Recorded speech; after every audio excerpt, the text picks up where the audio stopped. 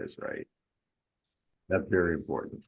So we have this amazing panel tonight. Again, my name is Kerry, and I'll be your host and moderator for this evening. And we got like the dopest panel to have this discussion. We got a couple people will be joining us as well. So we'll be with you for 60 minutes, and we want to thank you guys for joining us. But first of all, I want to introduce our panel to you. First of all, we got Stephanie Farmer, who is the CFO for Keeping 100 LA, blog extraordinaire, and just a champion for Black love. Stephanie, say what's up to the people. Say what's up to the people. Hey, what's up, people? Glad you could join us tonight. Absolutely, absolutely. And then we have the one and only Brittany Milton Ogike. She is the owner of Beauty Bees in North Hollywood, which is a destination for an event that's taking place this Sunday. And we'll tell you a little more about that a little bit later. But Brittany, say what's up to the people. Say what's up to the people. What's up, people? How are you? Glad to be here. Thanks for having me, Kerry. That's what's up. That was up. Then we got the one and only Chris Cosby Roll in the house, who is let's see. Chris calls himself the okay, what do you have here? I'll just kind of kill the vibe here, right? Okay, he's a matchmaker and personal branding coach. Okay, I got rid of that brand strategy. But anyway, Chris Cosby, matchmaker, personal branding coach. Chris Cosby, say what's up to the people. Talk to the people. Peace and love, everybody. Kerry made the call and I answered, man. So I'm here and excited for the conversation. Absolutely, absolutely. This is a beautiful thing, beautiful thing. Okay, so without further ado, let's get to our special guest that's here. We want to introduce the one and only Dominique DiPrima, who decided to join us. So we just read a little bit about Dominique DiPrima, which all you guys probably already know, so it's all good, right? So Dominique DiPrima is currently the host and supervising producer for First Things First with Dominique DiPrima on KBLA Talk 1580, where she is making radio history as the first African-American woman to host a commercial drive time talk radio show in Los Angeles. Go ahead and make that happen, Dominique. That's what I'm talking about, right? So Dominique was also the host and producer of the early morning talk show, The Front Page with Dominique DiPrima on Stevie Wonder's Los Angeles radio station, KJLH 102.3 FM. For dang, you did that for 17 years? Yes, 4:30 in the morning for 7. You just a juggernaut. That's what I'm talking about. So in addition to that, she acted as co-host and senior producer for the syndicated Michael Basin show. Wow, and she was the co-host as well. And you just a veteran, and she's doing all kind of amazing things. Obviously, we remember her from Steve Harvey Morning Show, where she was a news director, and she was one of Steve's angels too, right? With Naka De La Cruz and Shirley Strawberry, right? Did I get that right? Got it right. Yeah, beautiful, beautiful thing. And on television, a few years ago, Ms. DiPrima hosted Home Turf with Dominique DiPrima for 8 seasons on San Francisco's NBC affiliate, KRON, KRON TV, garnering 5 Emmys. Oh my God, you have 5 Emmys? I do. Here's one of them right there. Wow, look at that, man. I'm telling you, we are honored, we are honored, we are honored. So thank you all for chiming in. Again, those of you who are on Facebook Live, if you have a question, if you have thoughts and comments, feel free to chime in. We consider Urban Birds and Bees the family cookout. So everything goes here. We talk about everything and we just keep it stacked, right? So now, again, what we're doing, we are talking about real talk. We are keeping it stacked. We're keeping 100 regarding what do Black people feel about actual being committed in a relationship in our community. So, we're just going to start this discussion off first. I'm going to go to Brittany. Brittany, because, Brittany is happily married. You guys been married like 8 years now, something like that? Yes, 8 years. 8 years, yeah. Next month. Yeah, 3 beautiful children, and you're just blissfully happy and things like that. But so I'm just curious, because you have single friends though, right? Oh yeah, absolutely. Tons of them. So what's your single friend? Are they saying, look, Brittany, I'm happy for you. I'm not trying to go there. Are they envious of you? Are you and Ike trying to avoid the single people so you don't get the single people disease and you start messing up your marriage? Or what are your thoughts on that? Talk to us. No, not at all. I have tons of single friends, specifically single Black women friends. And, we're able to have candid conversations about dating, relationships, even marriage. I think the biggest thing for them, if we want to go there, is finding eligible Black men that are serious. So that's really what our Well, so it's on the men. conversations The men not being are serious. about. It's on the men. Is that what I'm. Yeah, I think it's on the men for my single Black friends. Yeah. Okay. I mean, obviously I'm biased, but those are usually the conversations. Everyone's unserious. Okay. And your friends, we just want to be clear the generational dynamic we're talking about here. What is Yeah, it? millennials, like, mid to late 30s, basically. I'm 36, so most of my friends are, 35 and above. Some 40-year-olds too, who again are single Black women, the complete package, like they look great on paper. And it's just hard out there to find specifically Black men. Okay, gotcha. Also, we are joined by our other panelists here. We got Marvin Lawton is on the line with us tonight as well, helping to break this down. Marvin, say what's up to the people, bro. Say what's up to the people. What's up to the people? How you doing, everybody? Marvin Felton, thanks for having me. Yeah, I'm looking forward to this discussion. So yeah, thank you for Brother Kerry, and it's good to see everybody. And Dominique, yeah, I'm a fan. I've been a fan of 92.3 The Beat days. So just to be in your presence, like, yeah, good times. But I'm glad to Thank see you. that you're still championing the work and all of us and everybody on the panel. So thanks for having me, brother. Absolutely. That's right. And we're going to go to LA Royalty next. We're going to talk to Dominique DiPrima. So, Dominique, talk to us for a second, right? So, now, as I said earlier, you have your freaking hands on the pulse of everything that's going on in Black LA and then beyond. Okay. They bring the information to you. They tell you how they, and you have this way of making people feel comfortable when you're talking to them. So you bring out the real in everybody. So what is that you're hearing from the dating streets of Los Angeles, particularly Black Los Angeles, as pertains to commitment, desiring commitment, the challenges? Give us your thoughts on that. I mean, so on the air, I hear from men and women, and I hear different things. I do want to say, though, that in my private life, what Brittany is saying is the same thing I'm hearing from my girlfriends, right? And I know there are some regional differences, right?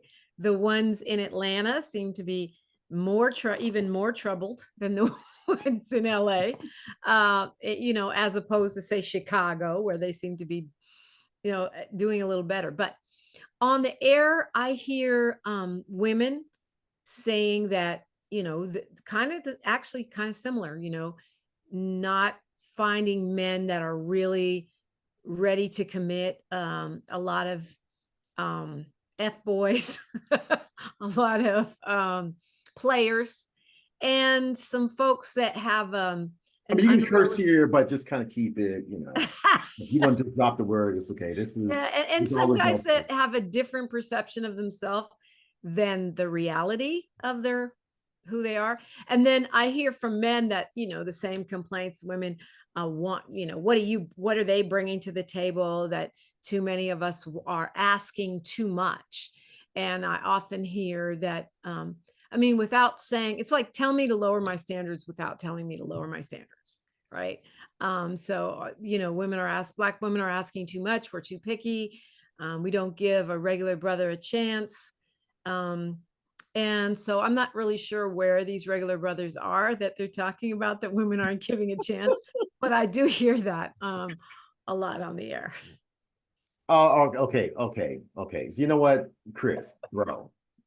Now, if anybody is dealing with this landscape, you are dealing with it as a matchmaker and a personal branding coach, but particularly on the matchmaker side, right?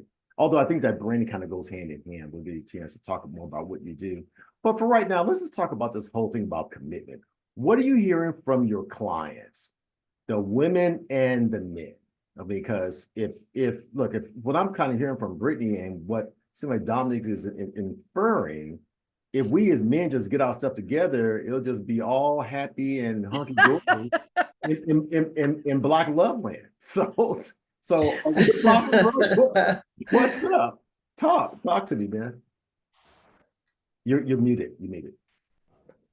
All right. Now I am finding that it's about alignment, because I don't think the men are not wanting commitment. I think, or at least they're not complaining that, you know, they can't find women that won't commit. But they are, it's like going to the Cheesecake Factory. There's so much out there. It's almost like slim pickings reversed, where you just have so many choices. It's hard to choose. So I mean, you know, I don't expect women to empathize with that, but that is what men are dealing with. And then it also is about age range, because the older a man may get, he may not be so quick to give up some of the freedoms that he has in order to be in a committed relationship. And then also you deal with the biological clock. Some people have other incentives for committing at a different pace. So that's what I'm hearing, the challenges on the men's side, but I do hear a lot of what the ladies have said, you know, in terms of clients that I deal with. And hold on, let's talk about your clients. What is the generation typically of your clients? I would say late 30s to early 50s. Okay. Yeah. So, Okay. you know, all of that plays a part, and I think Dominique hinted to this, also region. LA is just if we're speaking specifically about LA is just it's just a difficult town. People generally, especially when you deal with people who are transplants, because they come here with a specific goal, and that's their love. That's what they're committed to. And then the relationship comes second. And then when you deal with men, a lot of times it's about achieving a certain level of financial success before I want to commit there. And so their timeline is just a little different than, you know, where a woman's timeline may be. And my job, okay? No, go finish it. And so my job is just try to align. That's why I started off by saying it's about alignment, trying to provide understanding to both sides and align people so that they can be on the same page at the same time. Okay, so I'm gonna dispel this myth about this whole regional thing, right? Because Stephanie, we just had a podcast like about a year ago, and it was called These dating streets. Yeah, there's these dating streets, but it was essentially nationwide dating. So we took sample size from Black men and women around the freaking country. Mm-hmm. Everybody had issues. They said it was hard out there in the DMV, where they were in Dallas, where they were in Houston, where they were in Chicago, where they were in St. Louis, where they were in Orlando, where they were in Seattle, where they were in Northern California, all over the place. They were in New Orleans. They were all over the place struggling. So something's up. So Stephanie, what are your thoughts on this subject matter? Yeah, you know, and I was actually thinking about the same thing, Carrie, when you mentioned that there are challenges all across the nation, even in chocolate cities like Washington, D.C. But to Chris Kazi's point about LA specifically, I think the challenge here in LA is that the Black community is spread apart. I mean, I grew up in Los Angeles. I'll just be honest, Carson, California, to be specific, which was a Black community. So those organic opportunities to see Black folks all the time, whether you went to the gas station, the grocery store, or just you were out and about, were numerous. And so now those opportunities now aren't quite the same as they used to be, because Black community is much more spread out. So that is one factor here in Los Angeles. However, we probably have some of the best opportunities for people to meet, because there's a variety of things to do here too. And no matter your interest, there are opportunities to meet someone of the opposite sex. So just some thoughts. Interesting. Now, Marvin, bro, talk to us, man. Okay, so again, I'm kind of listening to this, and Stephanie was kind of nice about it. I think she was more neutral and diplomatic about it. But I'm still kind of hearing this thing that brothers want to be pimps or something like that, and we not trying to like be with women. So what's your observation, bro? Now let me just say this too. Now Marvin's a good friend of mine, right?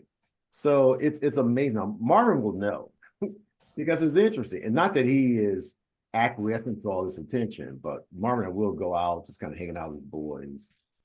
The women will act like I'm invisible, and they will go straight to him. So, am I right? I might say, okay, I'm here. That's it. Here. So Marvin, talk to us, bro. So, what is it? So what's up? What's going on, bro? So I don't want to be the, I guess, the mole or the antithesis of this, glorious conversation. Please do But enlighten yeah, us. but I do have to, and give me just 45 minutes. Okay, no, not 45 minutes. But give me about like 2 minutes, seriously, just to kind of just unpack, and we can kind of. I don't want to pivot, but I have to give a hard word. Good women are taken off the market, and let me say for the record, it doesn't mean that women out there aren't good, but just as let me put it like this. Let me first give you this example. How many of you have bought a new car before? Like everybody on the podcast, raise your hand. Right, everybody's bought a new car. Right. Isn't it funny? Like when you bought, let's say, okay, so I have a Ford, well, my previous car was a Ford Explorer, right? When I bought that car, for some reason, I started seeing more Ford Explorers on the street. Reality was there weren't any more Ford Explorers on the street. It's just that I now have the lens because it's my new car, right? I saw these cars more often. Why? Because I was in this car. The point I'm making is I had this lens of the Ford Explorer, right? So why am I saying that? Because in context of relationships or even who we seek out, a lot of times and I'm going to be biased from a man's perspective towards women. The man you want is actually there. You just don't have the lens for him. I'm gonna set the fire by saying this.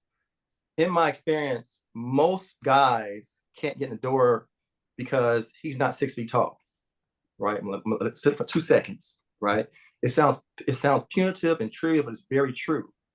Most men's husbands may be, for example, the average height of most men is still 5'10.5", right? So that's the average height, right? So reality is you're looking for a man, you can't even see a good dude because in your mind, my guy is not a liar. He told me my man's over 6 feet tall.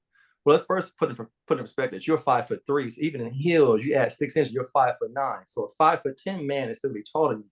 He might be towering over you, but he's still gonna be taller than you. But the point is, great women who have great portfolios and all these good things, they don't have the lens to see in their mind that a good man has to be under 6 feet. I'm just giving you a trivial example, but it really does get something as simple as that. I use that car example because again, if you see beyond what you think you want, reality is your good man is just right there, but you don't have a lens for him. Now, is it all about the height? No, but I'm giving you that simple example because reality is a lot of these women talk about this, it's really clarifying this conversation in the upper socioeconomic class. Again, you have a degree, you have a car, you have a house, you have 6 figures in the bank. So you feel your equal counterpart should have these things. Well, reality is equal counterpart might have those things, but as an example, I'm not saying, again, notice I'm saying, like, because I know people are going to nitpick. I'm not saying height issue, but I'm just giving you a trivial example of how these same women that even make Brittany would speak of, they're open and really receptive, but because the guy is not 6 feet tall, as an example, he can't even get in the door. Like he's 5'11.75" because he's not like 6'1", 6'2", 6'3", she's not even seeing him. I'm just giving you, and that's just a sample set. I can give you other examples. For example, maybe the guy may have a kid, maybe the guy may have 2 kids, right?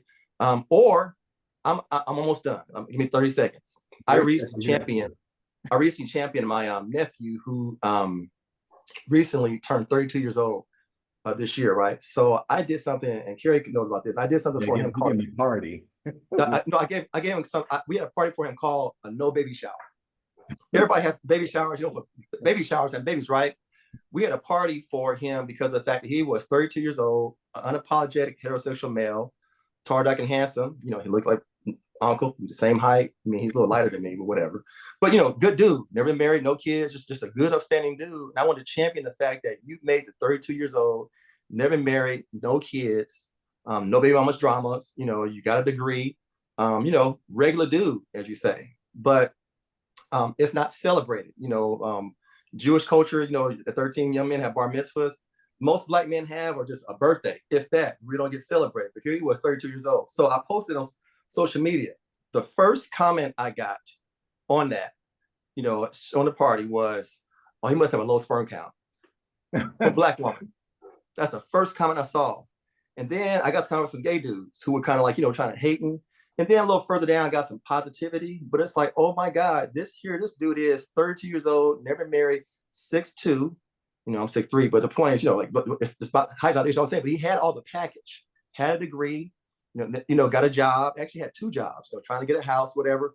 And the first comment on that nationwide thread or worldwide thread was, he must have a low sperm count. Okay. From a Black woman. Okay. Right? Okay. So that's very provocative. Brittany, I know you got to go in a little bit, so I want to get a comment from you. Then Dominic, I definitely want you to weigh in on this. Okay. Yeah. I want to go into specifics. Okay. What the hell is it that Black women are? What are some of the specific issues? I want no generalities. I mean, you got to name all of them. You got to be exhaustive here. But just give me 3 issues, Brittany, that your single friends are having with the brothers. Like you said, it's the brothers from what your millennial friends are saying. What are those 3 issues that they're having that seem to be consistent with all your friends? Talk to us. I gotta think about this. I think one of the Well, give us 2, issues whatever. I'll try to run through them quickly.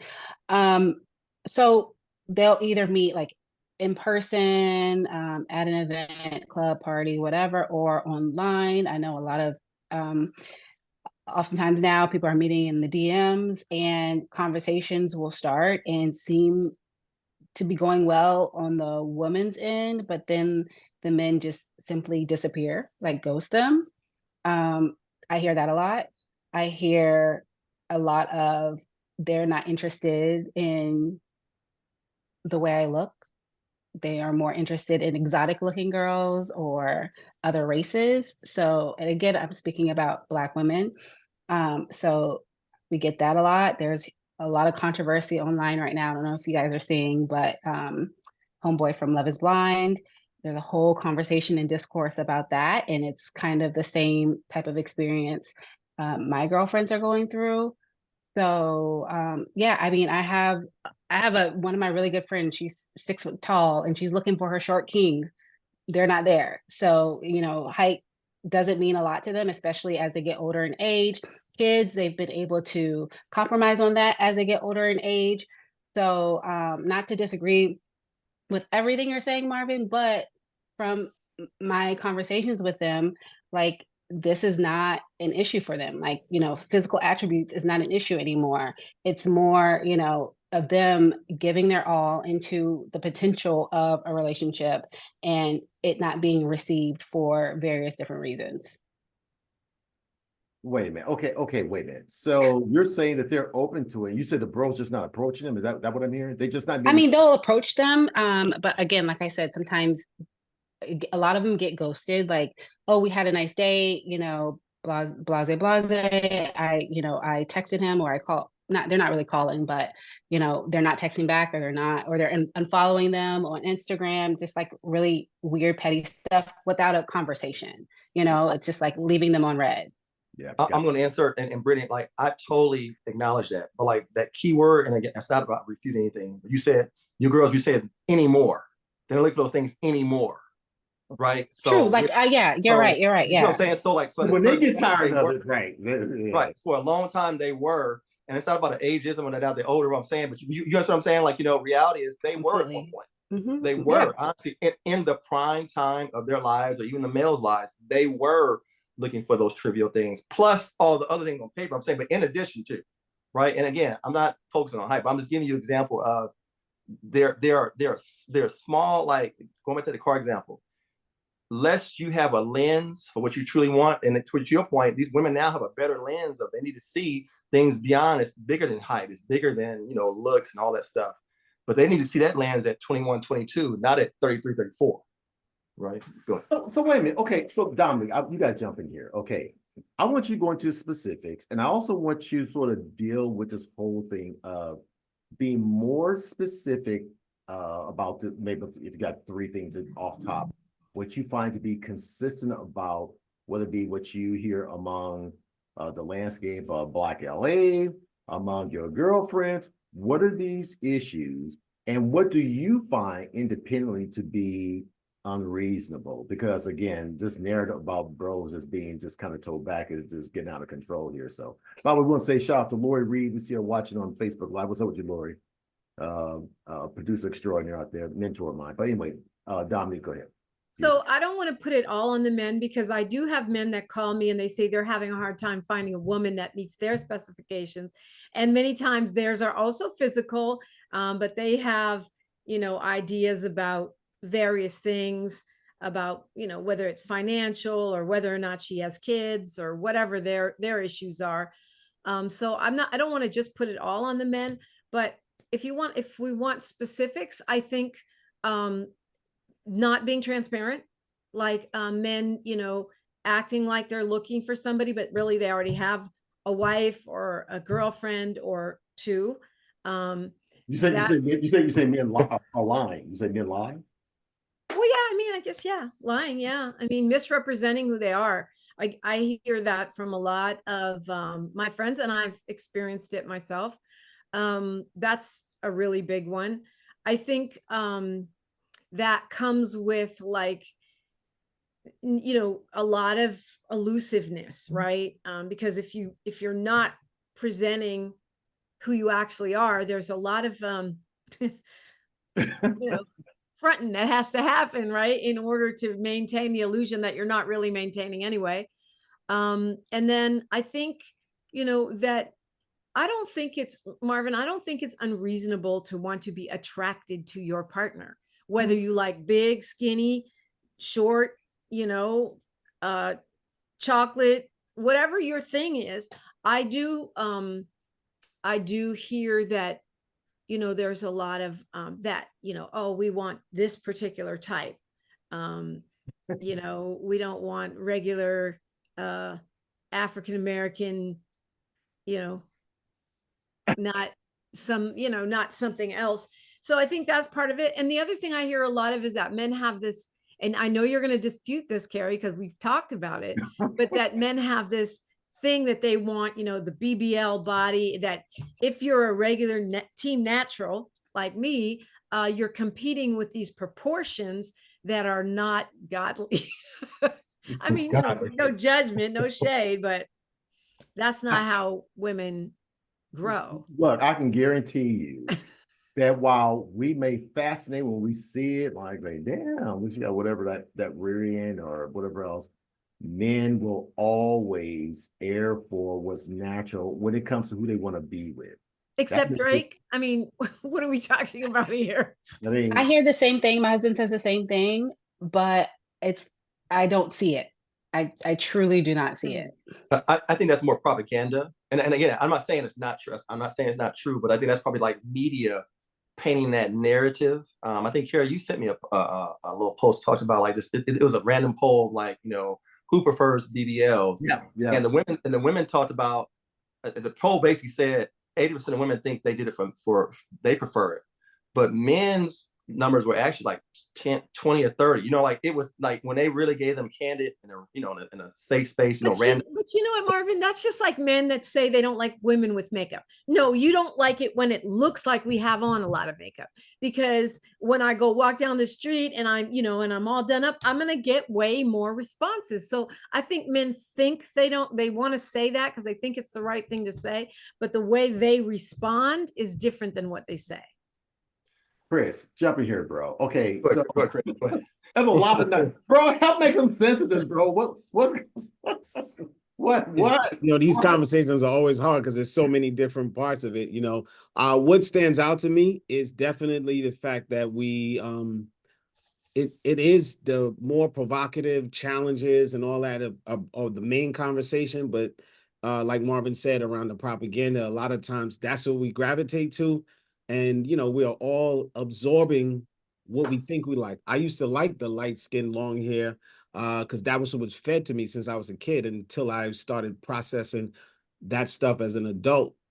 I realized like those wasn't my ideas. Similarly, women get tall, dark, and handsome from a very young age. So until you, get to a point where you start analyzing the ideas that you have, you continue to perpetuate that. So, but to speak on the part where the challenges are, I think, people in happy relationships don't profess it as much, and People that have what, say it again? They don't what? people in happy Say that, relationships yeah. are not singing it at as much as people who are unhappy. So you would think it's worse than it actually is. It's not to say that there aren't any problems, but I just want to add that to the conversation, that there are a lot of people in happy relationships, but those don't make for a really great conversation of how happy you are. Shout out to Black Love, because their success goes to show that we need more of that, because we perpetuate a lot of things that we are challenged by. So just want to add that. The last thing I'll say is, a lot of people come to matchmakers because everyone is entitled, like Dominique said, everyone is entitled to what they want. And too many times we beat each other up for our preferences. People have their preference for however they inherit those ideas and things that they want. They have their preference. You just can't let someone's preference affect how you feel about you. You want to give people the grace to, choose what you want to choose. Who's for you is for you. And then, like Marvin said, you have to believe that. You have to believe, to get philosophical here, the Most High, whatever you call it, believes in duality: up, down, wrong, right, dark, light, so there is somebody for you that's divinely created for you, and they're cooking, getting ready for you, and so I think a lot of it start off with your belief, and our beliefs are affected by what we ingest. And what Marvin spoke about, as far as the car analogies, your reticular activating system, your belief does affect how you see things, how you see relationships, how you see the lay of the land. Do you see challenges or do you see opportunities? And so I challenge all of us to, challenge what we believe is possible for us and how we see the state of our relationships. Yeah, I would encourage you guys to definitely set some time with Chris Cos. I've had some time with him myself, and he told open my eyes for a lot of different things. So, bro, thank you so much. The other thing too I want to say too about Chris being a matchmaker, because full disclosure, we had Chris on before the podcast with another Black female matchmaker, and it's interesting how a lot of clients really expect matchmakers to sort of Frankenstein their perfect match together. And the matchmaker had to say, we do a great job by introducing you to the things that exist, that come close to what your preference are. Not that because you paying the bill that he gonna have all sixes. So that's what I think. Message. Yeah. So Stephanie, talk to us. This whole okay, let's talk about commitment. Let's talk about the whole thing, commitment. Do you think that here all the stuff is kind of going on? I mean, it's almost kind of obvious. Right. Do you think that the whole idea of commitment is just like people just rather stay on the peripheral than really make a leap and try to connect and bond and things like that? So what's your, because again, you read a lot of blogs, so you do a lot of reading, you hear a lot of experts, things like that, not to mention your own experiences. Yeah. So what are your thoughts on that? So first of all, I want to say that I believe people are looking for commitment, and that goes for both men and women. A lot of times, I think it's a matter of timing. Certainly for us ladies, we're looking for that commitment much sooner in our lives. Some of it is just because of timing for when we can have a child if we desire that. But I know for a fact that there are a lot of men that want commitment and that are looking for commitment. And what's really unfortunate, and it's just the things that have happened in the Black community, and I'll just use Los Angeles for an example. When I was growing up as a kid, everybody had a mother and a father in the home pretty much. So most of the people in my generation were ready to talk about marriage and commitment by the time they were in their 20s and certainly in their 30s, and that was male and female. But the other dynamic that was happening was suddenly we had the rise of the single parent home, particularly with Black females in charge, and we had a lot of gang banging and violence that was happening, and we saw the elimination of a lot of Black men and young men who had potential to be husbands and fathers. And that I still believe that has had a very strong rippling effect in our community because we don't have those examples of the 2-unit family. So people are growing up with one perspective, and that perspective is sometimes the very best that people can do, and sometimes it's not the very best at all because of circumstances. So people's rationale of commitment and their expectations, it's gotten a little, it's gotten a little warped. But we've also have, and I'm sorry for being long-winded here, but I think the other thing that happened too, in terms of commitment, in our generation, Carrie, we had the Cosby Show effect. Yeah. Because when people saw the Cosby Show and they saw what that family looked like with 2 professionals, that also set in the seeds for expectations, particularly for Black women in my generation, of what they thought a man was supposed to be about and do to be a provider. And if they didn't have that father figure in the home, that's what they're seeing. Yeah, that's AKA Ebony Smith. Yeah, well, yeah, there you go, right? We got Facebook is blowing up over here. Songhai is on here as well, Dominique. So, and then Inez is saying she totally agrees that people in a happy relationship don't really vocalize it. So, I mean, that's interesting.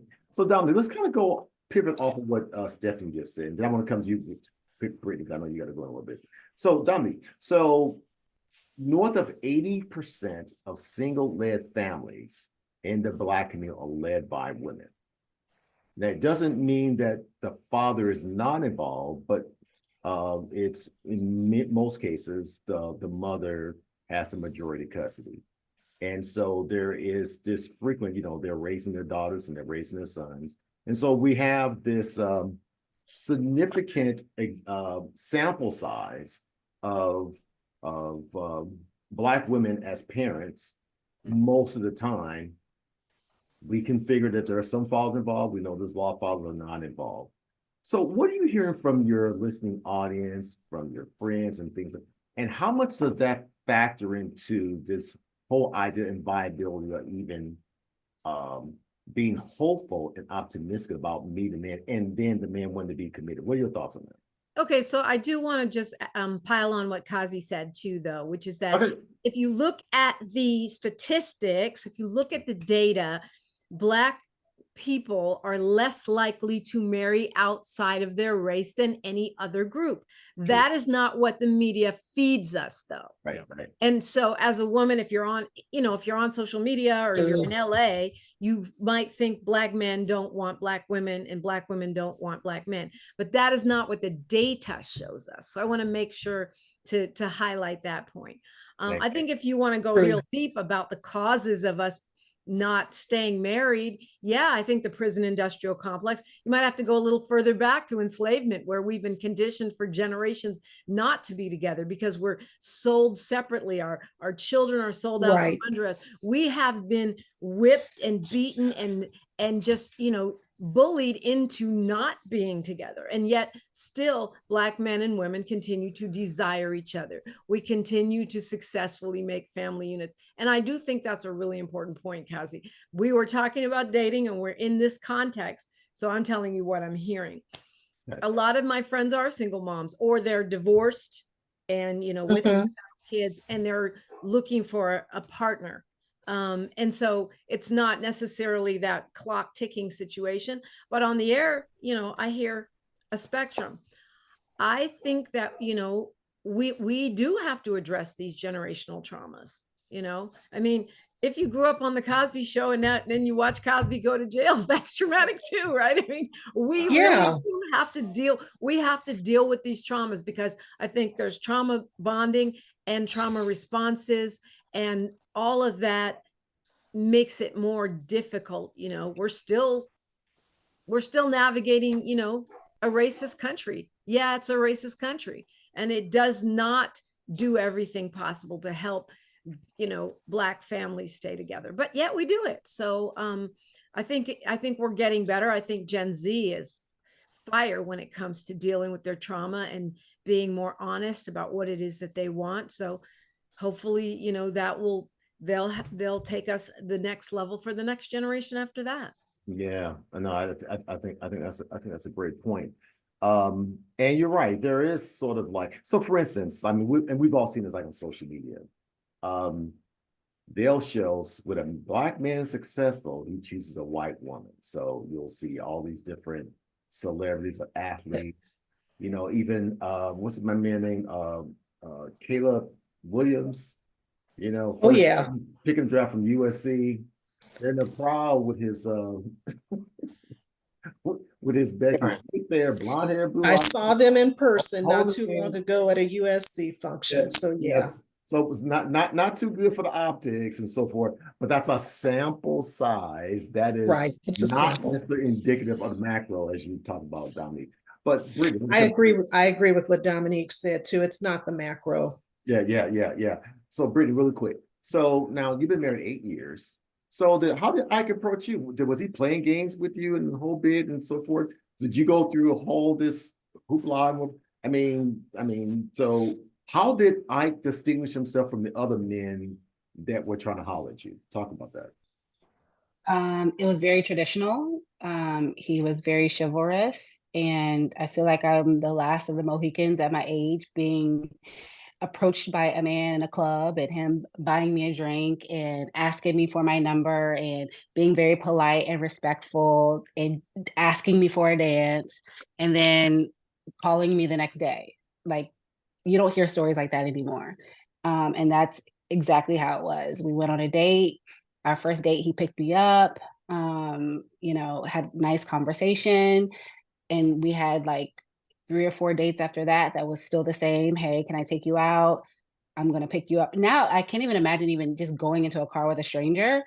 Um, so I'm like I said, I'm sure that doesn't happen anymore. It's more of like let's Uber here and meet up together. But again, it was very traditional. He was very chivalrous, opened my door, things like that. So and that's how I fell in love with him, you know, because you just even back then, that was almost 10 years ago. You didn't get that a lot. So when you do get it, you pay attention to it.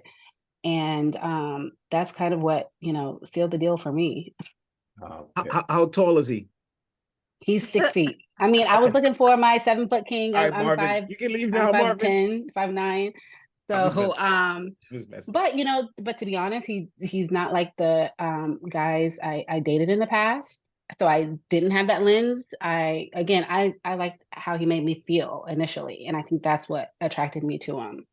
Okay, so and that's so precious. I mean, if I'm getting kind of misty over here hearing about It's a beautiful story. it's a beautiful story, but Marvin, I'm gonna go and put it on blast a little bit. Okay, so Ike's great guy. He's Nigerian. He's not from. What does that have to do with anything? Well, no, I'm just saying that's so it's a cultural thing there. But the other thing too is now, how many times have we seen a woman that we've gotten their phone number and we call them the next day? What do we hear? You must be thirsty. Oh my God, he's a stalker. Yeah, or Get the hell out of they, here. or they like, I'm feeling uncomfortable because you're like, can you just give me a little space? It's like, huh?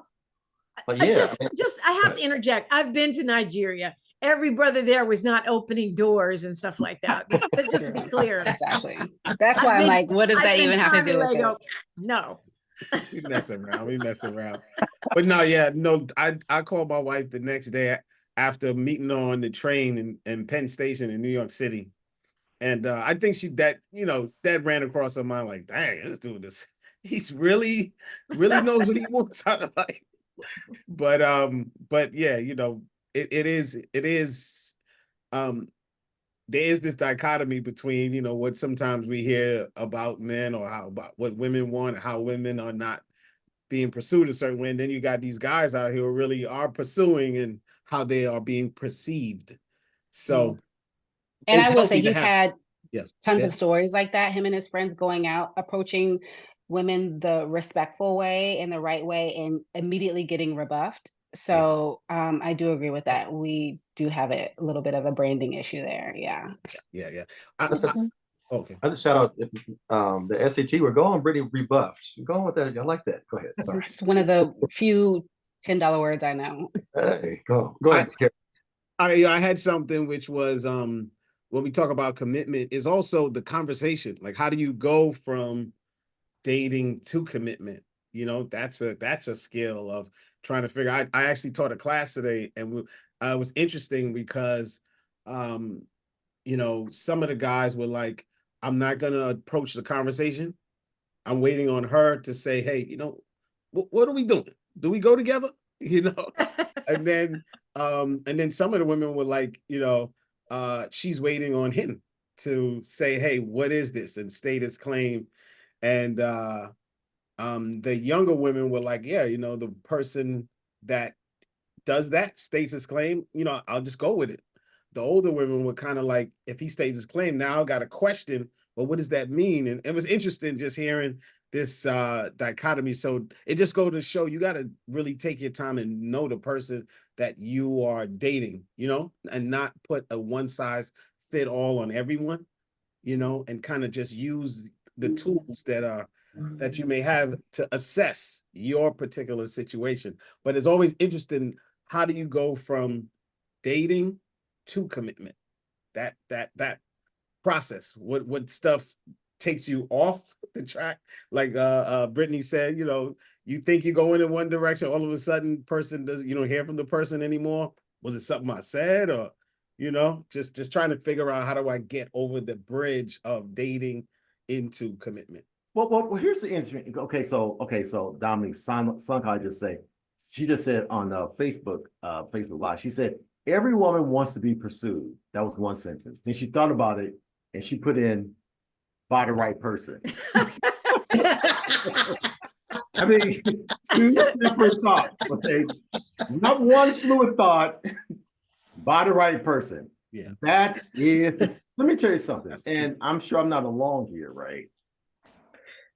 It's like we have been conditioned as men, say black men, probably white men too, I don't know, but there's men, that we are like, if we find you, like I said, we find you attractive, you know, like you got a dope personality and so forth, there's a sense that, am I right, Marvin? Am I right, Chris? We don't want to mess it up. It went great. And I swear it's almost like we're walking on freaking eggshells, because we damned if we do, we damned if we don't. So this whole thing that removes us from the category of being the right person can happen based off of anything being misinterpreted. Now, I understand there's probably some trauma on her part, probably some trauma on our part, but there's a problem. Yes, I mean, the stuff that we've got like suppressed, just traumatic, that's affecting our lens and how we see the potential person and whatever the case may be, not dealing with our triggers and things like that. I mean, that stuff is huge. Dominique, talk about that for a second. Well, I mean, men always say they don't want a woman to play games, and women always say we're tired of men playing silly games. But it's almost like we force each other to play games, because if you call me too fast, then you're thirsty. If I respond too fast, then I'm thirsty. You know, and men like to say, you're single, what's wrong with you? Like, instead of like, perhaps I'm being discerning. Like, we almost force each other to play these little games, because if we don't, then we're perceived as being desperate, or being, you know, leftover woman, or any old stupid stuff like that. And so I think that, you know, on the other hand, I'm so feeling, you know, what Kazi said, which is, if you think about everything we've been through since, you know, 16, 19, Black love is strong, because here we are still loving each other, still less likely than anybody else. But I feel like, you know, this is where y'all dating coaches and matchmakers and stuff, this is where we need you to do your magic, which is to make us act like people that can say what we mean and mean what we say, and be, you know, straight ahead with each other, and that not being a problem. And I feel like that those are learnable skills. Yes. Yes, Save no, it. and people don't know how to date, actually, Yep. especially, coming out of the pandemic, being so inundated with social media, being connected to our screens. It's uncomfortable sometimes to be with people. We talked today about just eye contact, being able to be in the presence of someone, and you'd be surprised that people are really looking to connect and they're going through the motions on a date, and something happens Mhm. sometime if you are fully present with someone, they have a totally different experience, and that stands out. I talk about my wife. She, just to keep it 100, she was I was taking a lot of applications at the time, and just her presence was just so different. And I didn't think she fit a mold to me when I first saw her, cute and all that, But when the way she showed up and her presence was everything of everything. And so when I observed the dating pool, and I do an event called improv dating, because I realize more and more people need to learn how to engage with each other, how to be fully present, how to respond. That's why I say there's a bridge from dating into commitment that a lot of us don't have the skills to get over. A lot of times when women do certain things, men don't know how to address it. So that's why they disappear. They ghost, partly because I don't want to have that difficult conversation with her, so I'm just going to break out, you know? Oh, I'm not going to address it. So they disappear. But what if you could lean into that? What if you had more tools? And I think that that's something that we could even, I see financial literacy is being injected into schools more. We need to also inject interpersonal relationships or interpersonal skills into schools as well as a class to go and take, so that by the time as we get to college and, places where we're looking for these, this next level of commitment, we don't have some of the issues you spoke about, Dominique. And we have to stop reading books like Think Like a Woman, Act Like a Man on Thursday, the rules, how to be with this person's other person, like all that stuff. We just need to like have normal communication, but I don't know how we get there quite. Yeah. I think this is partly it, partly it. Be our cipher, our cipher of people, your circle of influence. So if you have get-togethers at your house, a lot of times we're doing other things, but having a conversation when we are together, what Carrie and them is doing with thinking, keeping it 100. You have a responsibility to change the conversation. You have more influence with the people who are right in your life. Brittany has a successful relationship, even though she has friends who are single. They should see that it's possible, And so being able to share, like, I know as a guy who's in a happily married, most of us don't go out and say, yo, my wife is so amazing, I love her so much. But we will say, man, it's been, she Right. will complain, but we don't also celebrate at the same time too. And so I think just in your circle, your social circle, being able to express, even what you're doing, Dominique, you're on the radio, so you are having these type of conversations. So we all have our part in the level of influence we have in our circle. Yeah, for real, for real. Britt, I know you got ready to go. Give me some final thoughts about the subject matter we're talking about. But leave it with some nuggets from a happily married. Oh, I don't have any nuggets. Okay, what I will say, I when we were talking about, bridging that gap from just the early onset dating to a committed relationship, I'm always telling my friends, like, communicate what you want. Like, communicate, if you're questioning the relationship, communicate that with him. If you want more, communicate that with him. I'm always an advocate of, especially women, communicating or advocating for themselves. So I guess that would be the little gem I leave you guys with, is just, as women, let's speak up more about what we want from our men in our relationships, and I think that will help carry the relationship forward, whether it's for the good or for the bad. Okay, awesome stuff. I co-sign that. Let me add my piece to that. My piece would be tone. Tone has a lot of Oh, for sure. power. Ooh. Tone has a lot of power. That's a Sometimes when podcast you're in of itself, bro. That's a podcast in of itself. oh, Yeah. Oh my God. because sometimes when you're uncomfortable, you put on your strong suit and you might be addressing things in a way and wondering why it's not being received. And there's great power in your tone. I'm even learning to say, shout, I love you, and be angry with a lower tone. I'm not very Come on happy. in here. Come on, preach. I'm That's gonna it. take Preach it, that brother. into Preach it, my preach it. marriage. All right, I gotta go. Thanks so much, Carrie. I appreciate sister. it. Yeah. Nice meeting you guys. Thanks, Brittany. See you on Sunday. Okay, and so Marvin, give us some feedback. We gotta get ready to wrap up here. Give us some nuggets that the women should hear from a man's perspective regarding the fact that we do want to be committed and whatever else, and some things that perhaps they could do that could probably make it easier for us as men to be the type of men they want us to be, so to speak. What are your thoughts on that? Very simple answer on both sides. This applies to women, but it applies to men too. Yeah, and that is, be honest. I'm gonna give you a rich example. I'm gonna, this is a safe space, although I'm all online or whatever. Yeah. I remember I dated a woman, and give me a little time on this because it's contextual. What I'm trying to make. And we were dating for a while, great times and all that stuff. And then we kind of like disconnected for like about 3 or 4 months. I think she forgot what happened. She moved, whatever happened. Like, we just about like good 3 or 4 months. We reconnected. I saw her again, and she asked the question. She said, "Marvin, have you been with anybody since you've been with me?" And of course, I lied. I said, "No, I've just been working on myself, my goals, my dreams, all that foolishness, right?" And she told me, she said, "Marvin, it's okay to lie to me, but don't lie to yourself. I know you. I know you. You to this, she knows how I am, how my persona, all that. So I know you've been in these streets, but don't lie to me. It's okay. Like, don't lie to yourself." And that was like oh my God, a aha moment. Like, stop lying to myself.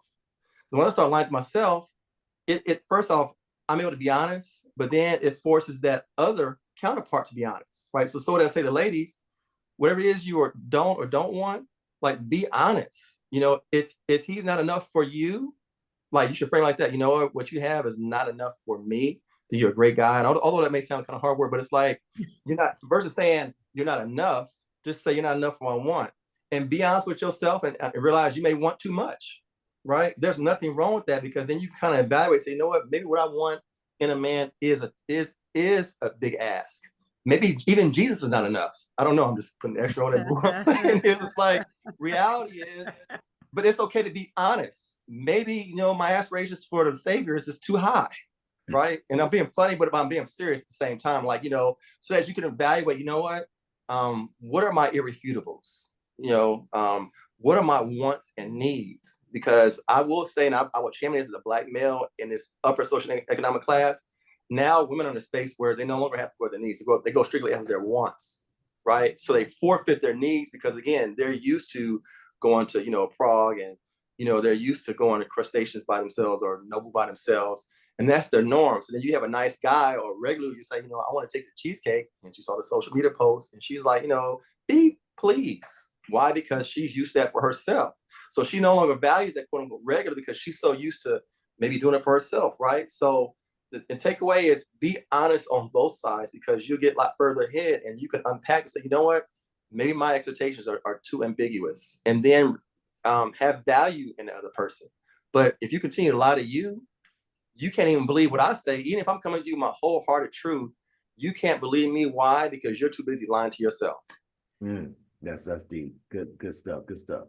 So Dominique, give us some final thoughts as well. I mean, I just appreciate your positivity and optimism for Black love and the whole bit. And I'm not sure if that's just a radio thing or whatever else you really believe that, but whatever the case may be, I appreciate the fact that you're saying it. But give us some final thoughts on that. No, I mean, I as a life philosophy, I believe in focusing on what we want, not what we don't want, and manifesting what we want. I had one girlfriend who was, very high powered, great job, beautiful woman. And she was single for a while, and she was complaining to me. And I told her, but you just need one. You only need one. She was talking about all the men out there. And I'm like, but you just need one. And she met that one, and they're married now, and they're happy. So I do believe in Black love, and I do believe in Black people and our healing. It's just that I think so much of what has been said tonight is true. We got work to do. We have to address our trauma. We have to learn how to date, learn how to be authentic with each other, and be brave enough to be honest in asking for what we want, which is not easy. I mean, I know it's not easy for me. I don't think as women, we've been trained to do that. And I'm pretty sure Black men haven't either. But we have to be able to make each other a safe space so that we can be honest enough to focus on what we want and manifest it. Yeah, I love that. I love that. Love that. Chris, did you get a chance to get last words as well? Yes, I Yeah. tone. I mean, I co-sign everything everyone is saying. So that those are so good. So, but yeah, tone. There's power in tone. Tone, beautiful thing, good thing. Stephanie, so I want you to take some time to tell everyone about what's happening Sunday in North Hollywood, so they'll kind of know. Because this actually is a precursor to some great things that are going on. We appreciate everybody. Okay, I see you trying to clean up what you said, but it's too late now. You already looked at that. Okay, so very quickly, on Sunday, we, Keeping It 100 LA, along with Brittany's business, BDBs, we are going to have an in-person event in North Hollywood at her shop, and it is going to be a panel of African-American barbers and hairdressers talking about relationship topics and Black love. Now, let's be honest. We know that there's a whole lot of conversation that goes on in the salon and the barber shop about relationships, whether it be your own, your mom's, your sister's, or somebody else's. The truth goes on there. And the truth goes on there. That's right. So these panelists are going to be talking about those truths that they are entrusted with everyone's business. And we are going to have a very special guest on that event. And her name is Denai Morare, who is the person who has probably 500,000 followers on Instagram for what she calls the Black marriage movement. And we're so excited to have her be a part of this event. We're going to have food, we're going to have drinks, we're going to have good music, and we're going to have good conversation. So that's this Sunday, May 19th from 2 until about 7 o'clock. So we will put that information in the chat here, and then we'll also post it. And you can also look us up on Instagram and Facebook for Keeping It 100 LA. So yeah, because it's on the website as well, right? It's on the website as well, right? Yep, it's on the website as well. Yeah. I have a nugget that I want to share too. Yeah, drop that nugget, Steph. Drop that nugget. I want to drop the nugget as we talk about Black love here. I want everybody to think about the last time they attended a wedding for two African-American people. And I don't think that it was so long ago that you can't remember it. Black love is still happening out there. And I'll bet you some people have plans to attend at least a wedding this summer, or 2 or 3. So think about that, and think about the fact that despite all the challenges, all the issues, there are still people that are getting married and that are working it through and that are staying married. Yeah. And we want to keep that conversation going about what we can do to keep the marriage movement happening and growing with Black folks. Yeah. No, that's awesome. And I think Gail King shared on whatever her morning show is, she talked about there's now statistical evidence that more people are staying married. And so the divorce rate is actually dropping and the marriage rate is going up. And they attribute the pandemic and some other factors. But the fact is that there is something amazing about finding a person that you can be with. You guys got each other. Look, everybody is made. Look, we all need somebody. So if we can just deal with our dumb stuff, it can be like, oh man, we may experience some really amazing things. I'll also say this too, and we'll get ready to wrap up here. I said it once, I'll say it again. And some of you who know me have heard me say this, right? That actually the person that you should be with is probably not that person that you searching for online and things of that nature. The person that you probably should be with is probably somebody you already know. Message. Go ahead. You already know them, you know their family knows you, you guys are comfortable with it, but there's something in your head that says that your person's got to be newly manufactured and they drop off the conveyor belt, no issues, no nothing, wherever else, and you're waiting on something that does not exist. Furthermore, let's say that perfect person does pop up. Does that person want you? I'm just saying, something to think about. We want to, and Dominic, you just gave final words too, right? I think you gave. I did. Okay. I want to thank everybody for joining us on Facebook Live.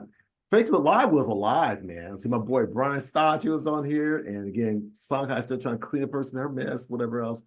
And then we got Inez Spates, who's a longtime supporter of the platform as well. We hope that, again, you will see us, you'll come join us on Sunday. It's May 19th from 2 p.m. to 7 p.m. at Beauty Bees, which is located at 6522 Laurel Canyon Boulevard in the city of North Hollywood. It's Los Angeles, but area, North Hollywood area. Again, that is 6522 Laurel Canyon Boulevard in the city of North Hollywood. You can go to Keaton 100. Well, actually, the website is k100la.org. That's k100la.org and register for an event. It's only $25. We got food, music, great conversation. You will learn and you'll meet some cool people, and you might actually come up at the event. You know, you never know. So, or you can go directly to Eventbrite at shoptalk1.eventbrite.com. We just hope that you'll enjoy this. Again, we want to thank our very, very special guest, Dominique DiPrima, long time iconic figure here in the city of Los Angeles. We just are really excited and really feel honored to have you here. But you know, Chris Cosgrove, you're pretty iconic yourself, bro. I mean, you got a little legacy jumping off too. So always a pleasure, my friend. I'm very honored to call you a friend as well. Stephanie, you're amazing. Marv, you're my boy. Thank you, sir. And everybody that joined us today. I want to thank you again for joining Urban Birds and Bees. Again, we hope to see you Sunday, May 19th at Beauty Bees. Have a good evening.